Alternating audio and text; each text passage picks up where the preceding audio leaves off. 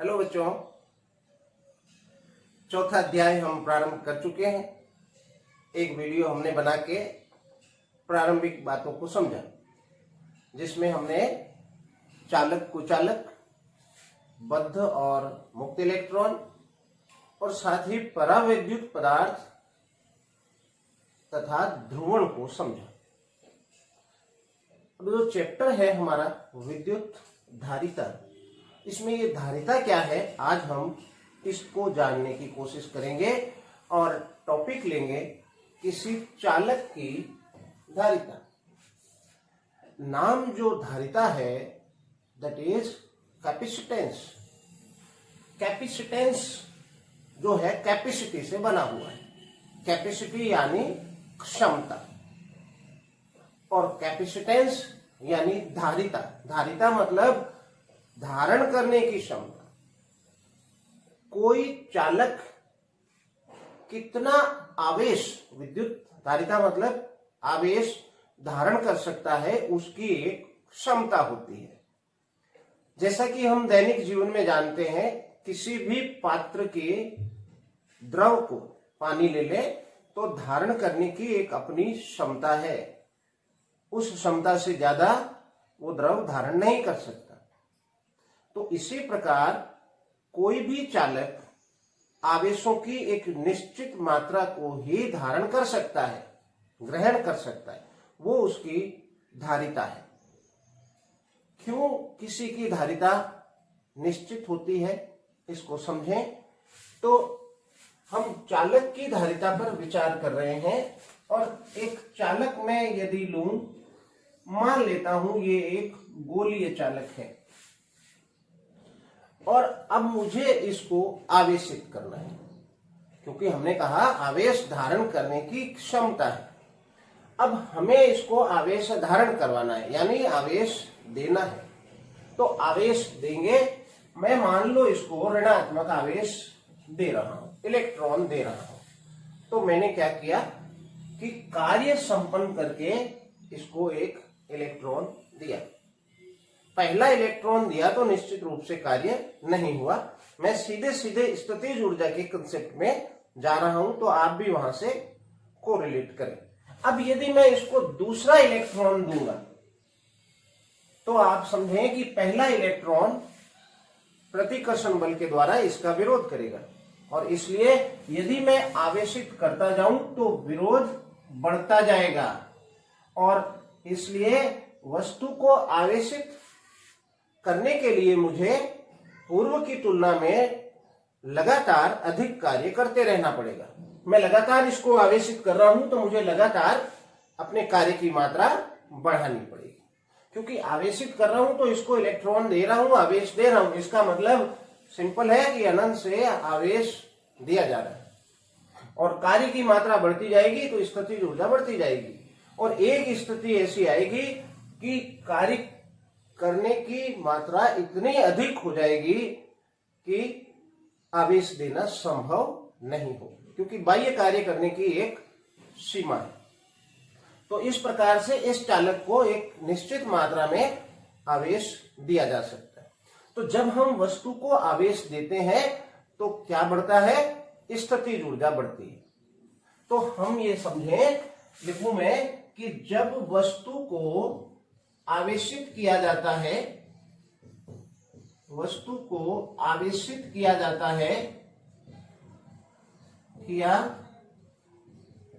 है तो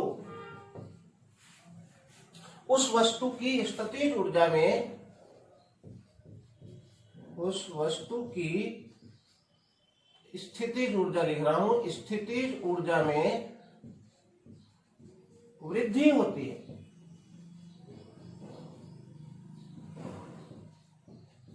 अब इसको आवेशित करूंगा, कार्य ज्यादा करना पड़ेगा।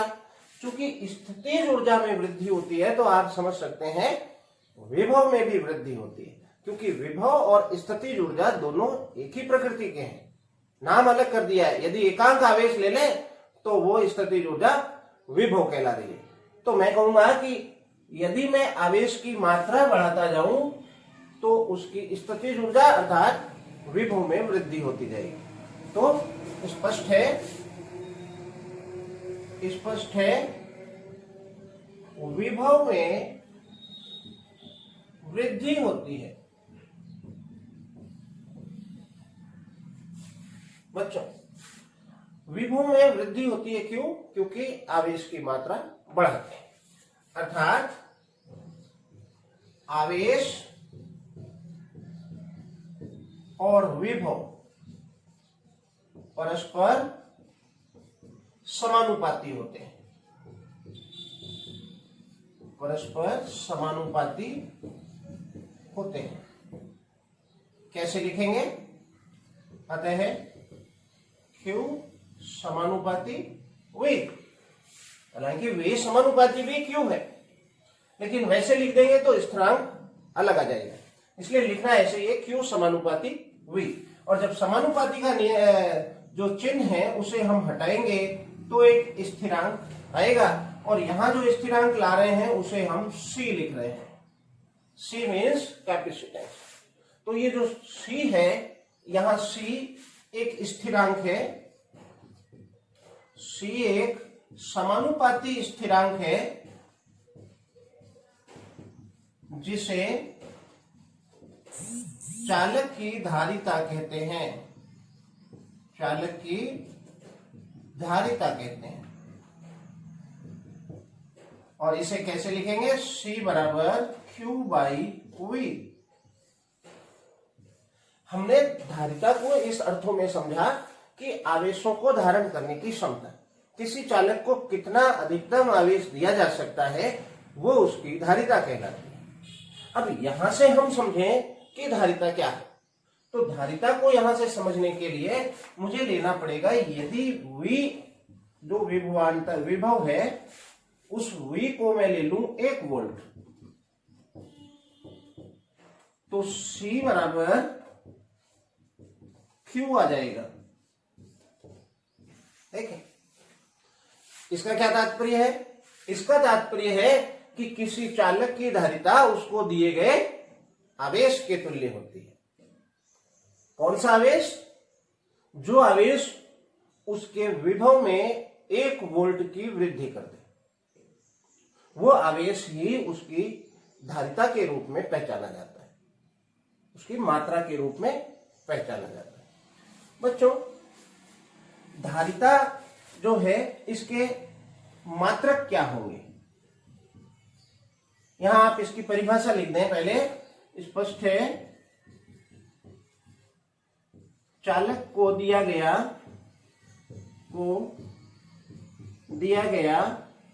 वह आवेश जो उसके विभव में 1 वोल्ट की वृद्धि कर दे,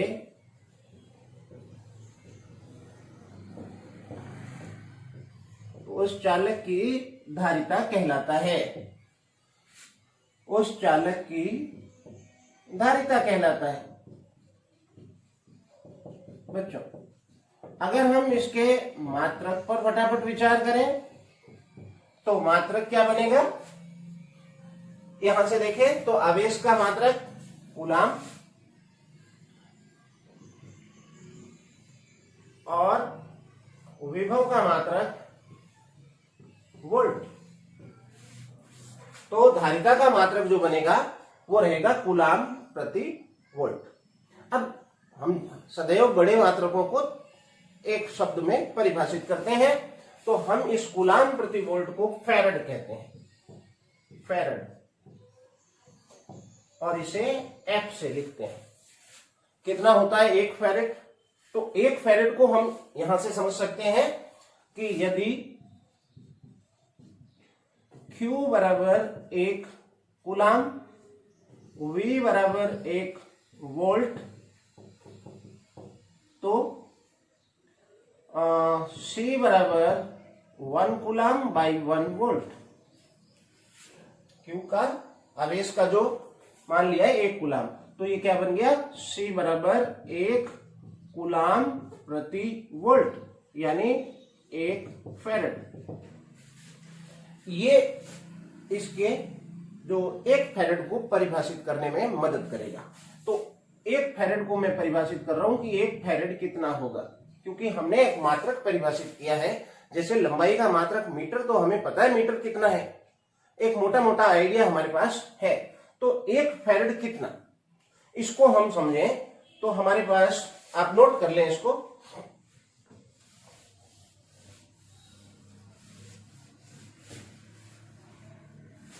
एक फैरेड कितना, तो आप देख लें इन तीनों को।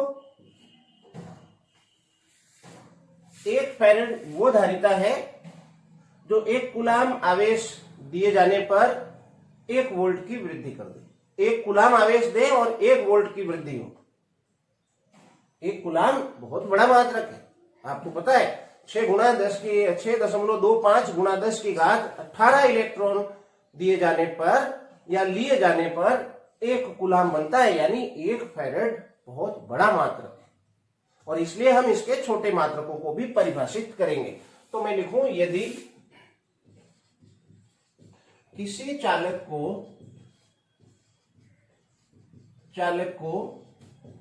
1 कूलाम आवेश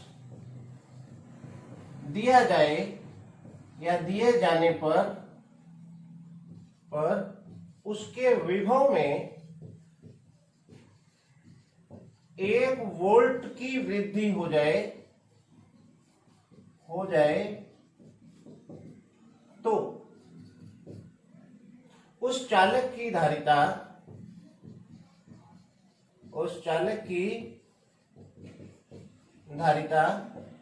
1 फैरेड होती है। ये है इसका आपके 1 फैरेड की परिभाषा, जो आपने देखा कि 1 कूलाम आवेश देने पर 1 वोल्ट की वृद्धि करे। अब इसका मैं जो है विमीय सूत्र अगर निकालूं तो विमीय सूत्र क्या बनेगा, वो सूत्र Q बाई V से निकलेगा। Q मतलब आवेश, तो आवेश का विमीय सूत्र है AT, और विभव जो है एकांक आवेश को लाने में किया गया कार्य, तो कार्य का जो विमीय सूत्र है M1L2 T-2, और एकांक आवेश तो फिर AT ऊपर आ जाएगा, M1 तो M-1 हो गया, L-2 T4, क्योंकि -2 ये है और 2 ये आ जाएंगे, और A भी 2। तो ये इसका विमीय सूत्र है। अब एक पॉइंट इसमें और वो पॉइंट ये है कि हमने ये देखा कि Q is directly proportional to V, आवेश विभव के समानुपाती है। और इसलिए यदि आवेश और विभव को आरेखित किया जाए तो वो आरेख एक सरल रेखा में आना चाहिए। ये एक चीज और हमें समझा रहा है, क्या कि यदि हम आवेश की मात्रा बढ़ाएंगे तो विभव की मात्रा बढ़ जाएगी। और इसलिए यदि आप इस सूत्र पर विचार करें, C बराबर Q बाई V पर, तो आवेश दुगना किया तो विभव भी दुगना हो गया, और परिणाम स्वरूप धारिता में कोई परिवर्तन नहीं हुआ। यानी जो धारिता है वो आवेश की मात्रा पर निर्भर नहीं करेगी। आवेश आप बढ़ाओगे तो उसी अनुपात में विभव भी बढ़ जाएगा। तो इसलिए हम कहेंगे कि धारिता जो है आवेश पर निर्भर नहीं करती। आप नोट कर लें, चलते हैं अगले टॉपिक की ओर।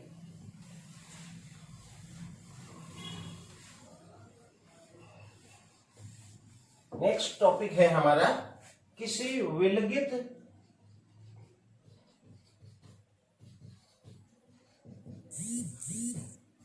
गोलीय चालक की धारिता। सिंपल है, समझेंगे धारिता। अब धारिता के बारे में ये हम जान चुके हैं कि जो धारिता ज्ञात की जाएगी वो Q बाई V से ज्ञात की जाएगी। अभी तक हमारे पास धारिता की यही जानकारी है।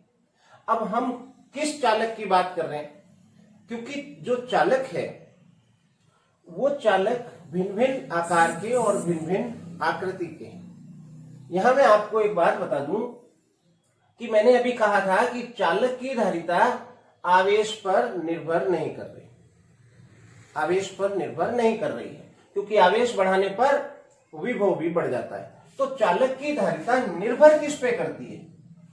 तो चालक की धारिता इन बातों पर निर्भर करती है। एक है उसकी आकृति और दूसरा है आकार, तीसरा है पॉइंट अन्य चालक की उपस्थिति, अन्य चालक की उपस्थिति, और चौथा पॉइंट जो आपको ध्यान रखना है माध्यम की उपस्थिति, माध्यम या परावैद्युत पदार्थ की उपस्थिति, परावैद्युत पदार्थ। ये चारों पॉइंट धीरे धीरे करके सारे क्लियर होंगे कि किस प्रकार से किसी चालक की धारिता इन बातों पर निर्भर करती है, आवेश पर निर्भर नहीं करती।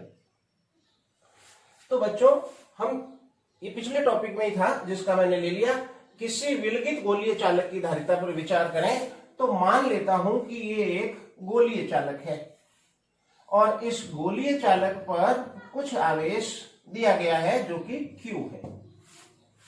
तो मैं लिखूं माना किसी विलगित का मतलब है वो किसी से अटैच नहीं है, माना किसी चालक को कैपिटल Q आवेश से आवेशित किया जाता है, से आवेशित किया जाता है, और मैं साथ में ये भी मान लेता हूं कि ये हवा या निर्वात में स्थित है, क्योंकि यहां माध्यम एक बहुत बड़ा मुद्दा बनेगा, धारिता को प्रभावित करेगा, और इसलिए मैं यहां हवा या निर्वात लेके चल रहा हूं। अब मेरे पास धारिता ज्ञात करने का क्या तरीका है? धारिता ज्ञात करने का सिर्फ अभी तक जो हमारे पास जानकारी है वो Q/V की है। तो मेरे को यदि विभव ज्ञात हो जाए, क्योंकि आवेश तो हमें बता दिया कि Q आवेश से आवेशित किया है, विभव ज्ञात हो जाए तो हम धारिता ज्ञात कर सकते हैं। और ये भी हम जानते हैं, पिछले टॉपिक में हमने विभव के बारे में चर्चा करी, जिसमें हमने सीखा कि किसी गोलीय चालक की धारिता कितनी होती है, नहीं विभव कितना होता है। तो मैं मान लूं कि इसकी त्रिज्या कैपिटल R है, धारण करेगा सतह पर आवेश को, चालक है, सारा आवेश सतह पर रहेगा, तो मैं विभव जो लूंगा वो भी सतह का लूंगा। हम जानते हैं किसी गोलीय चालक का सतह पर विभव दैट इज V बराबर Q/4πε0 एंड कैपिटल R, यानी त्रिज्या होता है। ये हम सीख चुके हैं। अब मैं ये वैल्यू अगर यहां रख दूं तो आपको धारिता मिल जाएगी। अतः किसी चालक की धारिता, चालक की धारिता, क्योंकि धारिता के लिए हम जानते हैं दैट इज Q/V, और C बराबर Q/V means this Q/4πε0 and R। ये ऊपर आ जाएगा पद, Q से Q कैंसिल हो जाएगा, तो यहां जो बनेगा C बराबर 4πε0 एंड कैपिटल R। ये गोलीय चालक की धारिता है, सिंपल टॉपिक। माना किसी चालक का Q आवेश दिया गया है और उसकी त्रिज्या मैंने यहां कैपिटल R ले ली, तो इसकी जो धारिता बनी वो C बराबर 4πε0 कैपिटल R आई। अब हम इस धारिता पर विचार करें कि ये धारिता किन किन बातों पर निर्भर कर रही है। तो आप देखें, इसी फॉर्मूले को देखें कि धारिता निर्भर 4π इज कांस्टेंट, तो निर्भर करने के दो ही पद हैं, पहला R यानी त्रिज्या, और त्रिज्या जुड़ा हुआ है आकार से। तो हम यहां ये पॉइंट समझ गए हैं कि त्रिज्या यानी आकार पर निर्भर करेगी, और दूसरा है पॉइंट ε0 का, जो क्यों आया है? हवा या निर्वात के कारण आया है, मतलब माध्यम के कारण आया है। यानी माध्यम पर भी निर्भर करती है। तो 2 पॉइंट यहाँ आपके क्लियर हुए। इनको याद रखना है कि किसी भी चालक की जो धारिता है वो इन 4 बातों पर निर्भर कर रही है। आकृति है, आकार है, अन्य चालक की उपस्थिति है और माध्यम की उपस्थिति। तो आकार और माध्यम को हमने समझा, हालांकि माध्यम को हम विस्तृत रूप से समझने वाले हैं और कई बार बोर्ड में 4 मार्क्स का क्वेश्चन इससे पूछा जाता है, तो इसको हम विस्तार से समझेंगे। बच्चों, अगला टॉपिक है हमारा संधारित्र। इस पर हम विचार करें कि हम जानते हैं किसी धारिता चालक की धारिता जो है C बराबर Q/V होती है और धारिता किन किन बातों पर निर्भर करती है। तो 4 पॉइंट हमने देखे, जिसमें से एक पॉइंट था कि आकार में वृद्धि कर दो धारिता बढ़ जाएगी। जैसे एक चालक है और इस चालक के आकार में वृद्धि कर दी तो निश्चित रूप से इस पर आवेश हम कम दे सकते हैं और इस पे आवेश हम ज्यादा दे सकते हैं, तो इसकी धारिता बढ़ा दी। लेकिन आकार बढ़ाकर धारिता बढ़ाना व्यवहारिक नहीं है। एक सीमा तक तो सही है लेकिन व्यवहारिक नहीं है। तो हम क्या ऐसा करें कि आकृति आकार में परिवर्तन किए बिना हम उसकी धारिता बढ़ा दें। तो हमारे पास एक उपाय है कि धारिता जो है विभव के व्युत्क्रमानुपाती है और इसलिए यदि विभव में हम कमी कर सके किसी तरह से आवेश में परिवर्तन किए बिना, तो हम उसकी धारिता में वृद्धि कर सकते हैं। तो संधारित्र एक इसी प्रकार की युक्ति है, एक उपाय है जो धारिता में वृद्धि करेगा। कैसे करेगा? आकृति में, आकार में वृद्धि करके नहीं बल्कि विभव में कमी करके। तो बच्चों, मैं लिखूंगा संधारित्र एक इस प्रकार की युक्ति है, संधारित्र एक इस प्रकार की युक्ति है जिसमें चालक के आकार में परिवर्तन किए बिना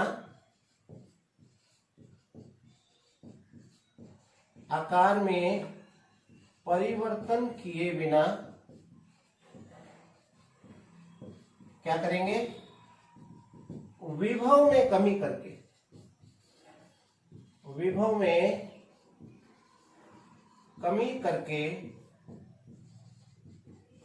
धारिता में वृद्धि की जाती है। धारिता में वृद्धि की जाती है। तो किस प्रकार से? आकार में नहीं परिवर्तन करेंगे, लेकिन हमने ये सीखा था कि किसी चालक की धारिता उसके निकट स्थित चालक पर निर्भर करती है। तो इस बात का हम उपयोग करेंगे। तो मैं यहां पर एक प्लेट दिखाऊंगा आपको कि एक चालक प्लेट है और एक और प्लेट है इस तरह से। तो ये एक चालक है और ये दूसरा चालक है, समान पदार्थ और समान आकार के हैं। ऐसा करने से धारिता बढ़ जाती है। संधारित्र एक ऐसी युक्ति है जिसमें आकार में परिवर्तन नहीं कर रहे हैं, तो उसके निकट एक अन्य चालक ला रहे हैं और इस प्रकार से जब 2 समांतर स्थित ये चालक प्लेटें हैं तो ये एक संधारित्र का निर्माण कर रही है। धारिता इसकी बढ़ चुकी है। कैसे समझेंगे? लेकिन दोनों चालकों में से एक चालक पर धनावेश होगा और दूसरे पर ऋणावेश होगा, मान लो, और समान मात्रा में होगा, मान लो Q है। और ऐसा करने के लिए हम क्या करेंगे? इसको एक बैटरी से जोड़ देंगे। ये बैटरी से जोड़ दिया तो बैटरी से जोड़ने पर क्या होगा? धारा प्रवाह प्रारंभ होगा, यानी इधर से धारा निकलेगी, यूं धनावेश से निकलती है, धनात्मक इलेक्ट्रॉन से, तो धारा इधर जाएगी यानी इलेक्ट्रॉन इधर आएंगे। तो इस प्लेट से इलेक्ट्रॉन का निकलना प्रारंभ होगा और इस प्लेट पर वो इलेक्ट्रॉन स्थानांतरित होते रहेंगे, इधर से निकलेंगे और यहाँ स्थानांतरित होंगे और इस प्रकार ये प्लेटें आवेशित हो जाएंगी। और फिर हम जब इसको हटा देंगे तो ये आवेश इस पर बना रहेगा। इस प्रकार ये एक संधारित्र बन गया और ऐसा करने से धारिता बढ़ गई, जो कि हम इसके सिद्धांत में समझेंगे। तो संधारित्र क्या है? यदि 2 समान चालक हैं, मतलब आकार में भी समान, पदार्थ में भी समान चालक परस्पर एक दूसरे के समांतर स्थित हो तो हो तथा एक पर धनावेश व दूसरे पर और ऋणावेश हो तो यह युक्ति संधारित्र कहलाती है। हालांकि इसमें हमने जो प्लेटें ली है, इन प्लेटों की आकृति पर भी निर्भर करेगा। जो हमने समझा धारिता किन किन बातों पर निर्भर करती है, तो उसमें आकृति भी थी। तो आकृति हमने समांतर प्लेट के लिए है तो समांतर संधारित्र है। आकृति हम बेलनाकार कर देंगे तो बेलनाकार संधारित्र बन जाएगा। इसी प्रकार गोलाकार संधारित्र बन जाएगा। तो इनकी धारिताएं भिन्न भिन्न आएंगी, जिसे हम क्रमशः बाद में देखेंगे। बच्चों, अब संधारित्र का आवेश कितना होगा? तो संधारित्र की दोनों प्लेटों में से किसी एक प्लेट पर जो आवेश है वो संधारित्र का आवेश कहलाएगा। किसी एक प्लेट पर उपस्थित आवेश को, किसी एक प्लेट के आवेश को संधारित्र का आवेश कहते हैं। संधारित्र का आवेश कहते हैं। टोटल आवेश यहां आप देखें तो दोनों का 0, लेकिन संधारित्र का आवेश एक प्लेट के आवेश के बराबर होगा। अब विभव, दोनों प्लेटों के मध्य जो विभवांतर है वो संधारित्र का विभव होगा। तो दोनों प्लेटों के मध्य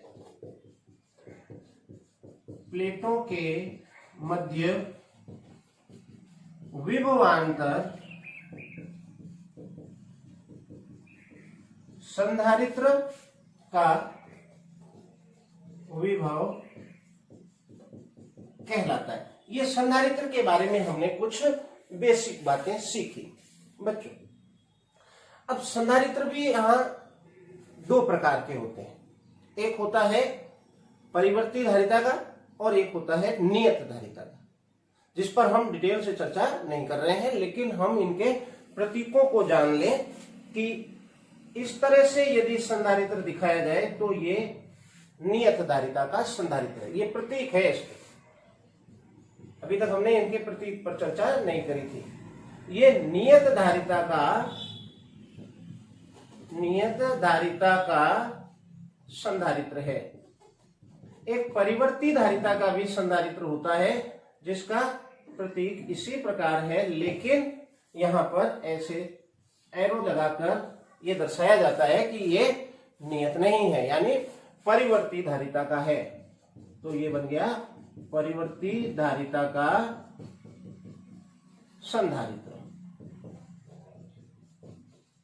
अब हम ये समझने की कोशिश करें कि किस तरह से इसकी धारिता बढ़ गई, क्योंकि हमारा मुख्य जो उद्देश्य है वो किसी चालक की धारिता में वृद्धि करना है, ताकि हम उस चालक को अधिक से अधिक आवेश दे सकें।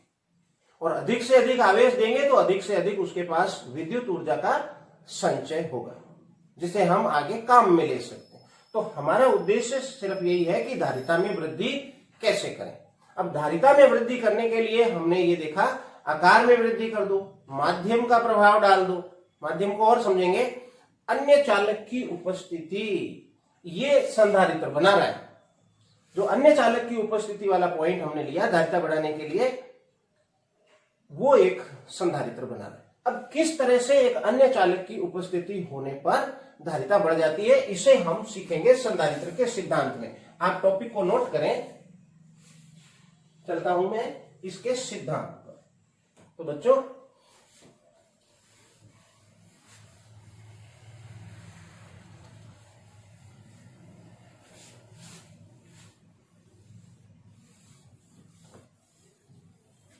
लिखे आप टॉपिक संधारित्र का सिद्धांत।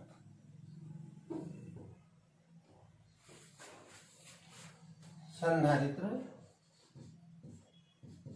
का सिद्धांत यानी प्रिंसिपल ऑफ कैपेसिटर। अब हमारे पास एक चालक है, मान लेते हैं ये मान लिया मैंने हमारे पास एक चालक है ए,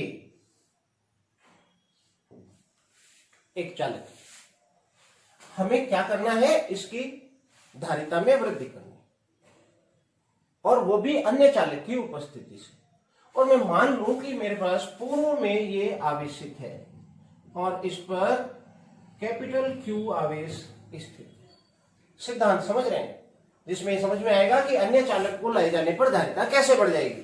तो मैं लिखूंगा यहां, माना किसी चालक, जो मैंने क्या लिया है, समांतर प्लेट लिए, चालक के रूप में क्या लिया है हमने, समांतर प्लेट लिए। माना किसी चालक को प्लस Q आवेश दिया गया है,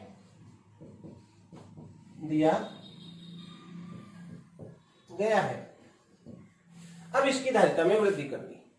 तो धारिता में वृद्धि करनी है तो हम इसके निकट एक अन्य चालक लाएंगे, और मैं ये अन्य निकट, इसके निकट एक चालक ले आया।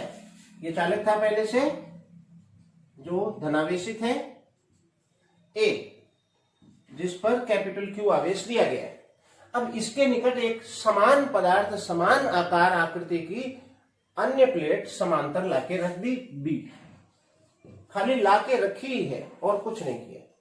तो अब ये जो प्लेट है, चूंकि ये प्लेट चालक है, क्या प्रभाव होगा, इस चालक के आवेशित होने के कारण इसके विद्युत क्षेत्र का प्रभाव इस प्लेट पर पड़ेगा, और जो प्रभाव होगा उसका नाम मैं बता देता हूं, प्रेरण प्रभाव होगा, जो आप जान गए हैं।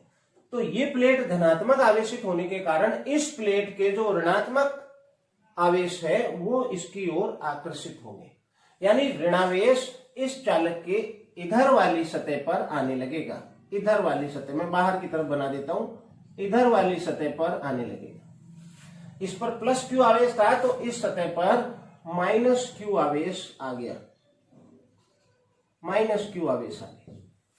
अब यह आया कहां से, क्योंकि ये चालक है, मुक्त इलेक्ट्रॉन है, गति कर सकते हैं, विद्युत क्षेत्र मिला आगे। हम जानते हैं विद्युत क्षेत्र के विपरीत दिशा में ऋणावेश गति करता है, तो धनात्मक आवेश के कारण विद्युत क्षेत्र इधर है, तो इस प्लेट का ऋणावेश जितना शिफ्ट हो सकता था हो गया, बाहर जाने की अनुमति नहीं है। तो जब इधर का इलेक्ट्रॉन इधर आ गया तो इस तरफ इलेक्ट्रॉनों की क्या हो गई, कमी हो गई, और इसलिए ये साइड उतने ही परिमाण में धनावेशित हो गई। तो यहां पर धनात्मक आवेश आ गया। बच्चों, अब क्या प्रभाव हुआ, आप देखें कि इस प्लेट के निकट आया ऋणात्मक आवेश, दूर गया धनात्मक आवेश। तो ऋणात्मक आवेश क्या करेगा, ऋणात्मक आवेश जब आता है तो क्या होता है, विभव होता है, विभव प्राप्त होता है, और क्योंकि कार्य हुआ है तो अब ये साइड जिस पर ऋणात्मक आवेश है ये विभव में कमी करेगा, और ये साइड जहां धनात्मक आवेश है ये विभव में वृद्धि करेगा। परिणामी क्या होगा, शून्य नहीं, क्योंकि ऋणात्मक आवेश अपेक्षाकृत इसके निकट है, इसलिए ये प्रभावी ज्यादा होगा, और धनात्मक आवेश थोड़ा दूर है, इसलिए ये प्रभावी कम होगा। तो ये विभव में वृद्धि करेगा और ये विभव में कमी करेगा, लेकिन दोनों में प्रभावशाली कौन, ऋणात्मक आवेश, जो कि विभव में कमी कर रहा है। और इसलिए इस दूसरे चालक बी के कारण नेट इस चालक के विभव में कमी हो जाएगी, तो यहां विभव में ये कमी कर देगा। और हम जानते हैं कि विभव में कमी होने पर क्या होगा, धारिता बढ़ जाएगी। कुछ नहीं किया, खाली विभव में कमी की। अब इसको आपको लिखना है, तो चित्र भी यहां बनाना था, पहले एक चालक था, दूसरा दिया जाता है। यदि इस चालक के निकट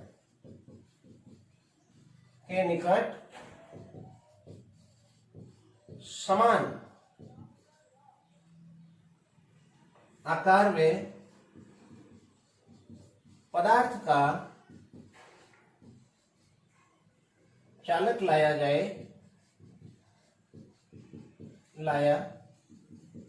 तो क्या होगा, प्रेरण प्रभाव के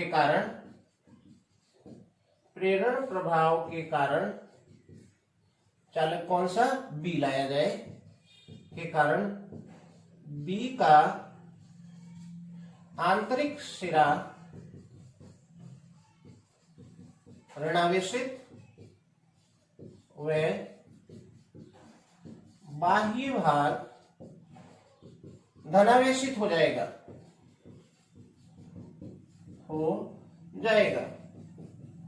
अब क्या लिखेंगे यहां कि जो ऋणावेशित भाग है विभव में कमी करेगा, वह धनावेशित भाग धनावेश वृद्धि करेगा, परंतु A के निकट ऋणावेश होने के कारण अधिक प्रभावी होगा अतः नेट विभव में कमी हो जाएगी। हम जानते हैं, क्या जानते हैं, C बराबर Q बाई V, अतः विभव में कमी होने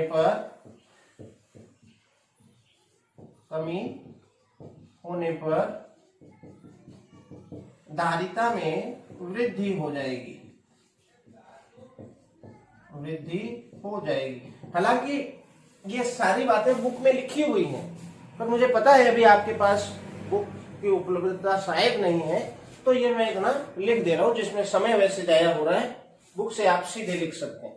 तो हमने देखा कि जब किसी आवेशित चालक के निकट कोई दूसरी अनावेशित चालक बी, ये जो बी लिया है ये अनावेशित है, किसी समान चालक लाया जाता है, ये कैसा है, अनावेशित है, तो क्या होगा, विभव में कमी हो जाएगी। क्यों कमी होगी, क्योंकि प्रेरण होगा, इधर माइनस इधर प्लस, माइनस का कमी करेगा प्लस वृद्धि करेगा, लेकिन माइनस निकट होने के कारण अधिक प्रभावी होगा, इसलिए नेट विभव में कमी होगी, और नेट विभव में कमी होने के कारण धारिता में वृद्धि हो जाएगी। अब यहां और वृद्धि कर सकते हैं धारिता में, कैसे, तो यदि मैं इसकी बाह्य सतह को, बी प्लेट की बाह्य सतह को भू संपर्कित कर दूं तो क्या होगा। तो आपने समझा है कि पृथ्वी है, भू संपर्कित कर रहा हूं, पृथ्वी है, और पृथ्वी का जो विभव है वो शून्य विभव है, और शून्य विभव है, और बाहरी सतह को किया है तो बाहरी सतह धनावेशित है, यानी उच्च विभव पर है, और उच्च विभव पर होने के कारण पृथ्वी इस प्लेट की बाहरी सतह की तुलना में निम्न विभव पर है, और अब आवेश गति करेगा, क्योंकि आवेश की गति विभव के अंतर के कारण ही होती है।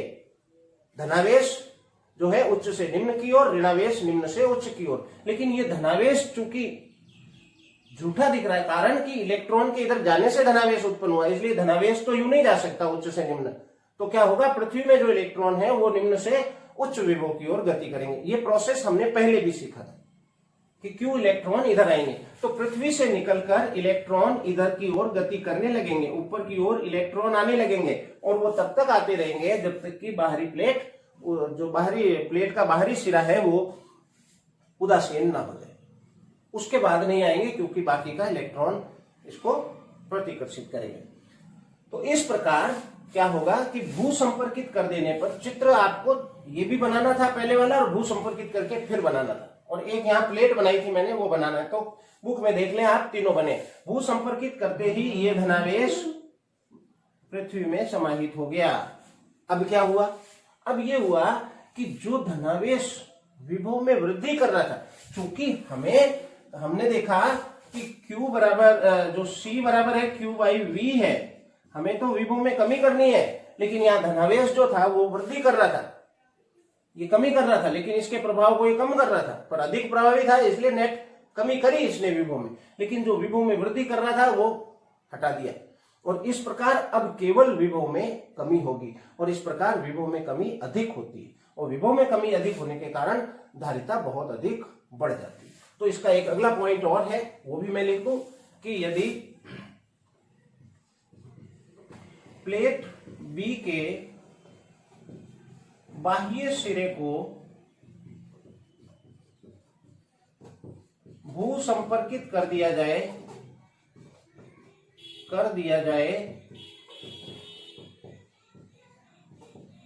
तो बाहरी सिरे के धनावेश पृथ्वी से प्राप्त और ऋणावेश से समाप्त हो जाते हैं। अतः विभव में बहुत अधिक कमी हो जाती है, परिणाम स्वरूप धारिता में बहुत अधिक क्या कह रहे हैं, तुलना करके कह रहे हैं। जो पहले हो रहा था ना, यहां जो हो रहा था उसकी तुलना में बहुत अधिक वृद्धि हो जाती है। तो बच्चों, ये है आपका संधारित्र का जो सिद्धांत। तो संधारित्र को आपने कैसे समझा कि संधारित्र एक ऐसी युक्ति है जिसमें आकृति आकार में परिवर्तन किए बिना विभव में कमी करके हम उसकी धारिता में वृद्धि कर लेते हैं। इस प्रकार हमने यहां प्लेट लाते ही विभव में ऑटोमेटिक कमी हुई और कमी होने के कारण इसकी धारिता बढ़ गई।